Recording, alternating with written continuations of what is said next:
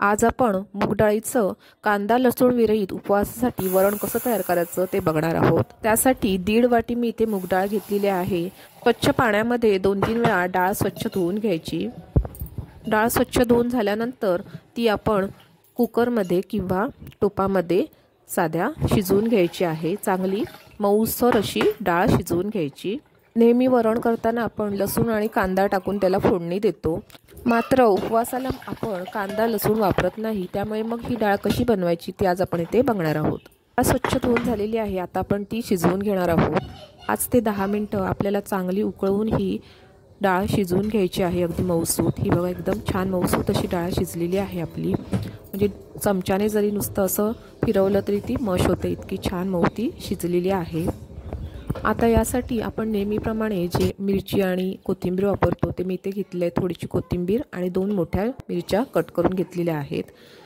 कढई तापवून त्याच्यामध्ये थोडं तेल, साधारण 1 टीस्पून तेल मी इथे सोडलेलं आहे। तेल तापल्यानंतर आपण त्याला फोडणी देणार आहोत। 1 चिमूटभर जिरं आणि 1 चिमूटभर मोहरी इथे मी फोडणीला टाकलेली आहे। कढीपत्त्याची पानं टाकली आहेत 4-5 आणि बारीक चिरलेल्या 2 मिरच्या आपण इथे टाकलेल्या आहेत। आणि विशेष म्हणजे कांदा लसूण किंवा खोबरं काहीही न वापरता हे वरण अतिशय छान चविष्ट होतं। जसं आपण नेहमी फोडणी घालतो तशीच घालायची, फक्त कांदा लसूण ह्याच्यामध्ये टाकायची नाही आहे आपल्याला। फोडणी आपली चांगली तडतडलेली आहे। आता याच्यामध्ये 1 चमचा हळद टाकला आहे आणि मग डाळ वरून ह्याच्यावरती सोडायची। छान असं बाजूला कट सुटतो, येलो कलर यायला लागतो त्याला हळदीचा। आता ही डाळ अशी छान घट्टसर आपली झालेली आहे। याच्यामध्ये ॲडिशनल आपण थोडं पुन्हा पाणी टाकणार आहोत, कारण अजून आपल्याला डाळ शिजवून घ्यायची आहे, त्याच्यामुळे थोडी ती पातळ करून घ्यायची। डाळ जी शिजवून घेतली होती त्या भांड्याला थोडं लागलेलं आहे, ते मी धुवून घेतलं आहे, त्याच्यामध्ये ते सोडलं आहे पाणी।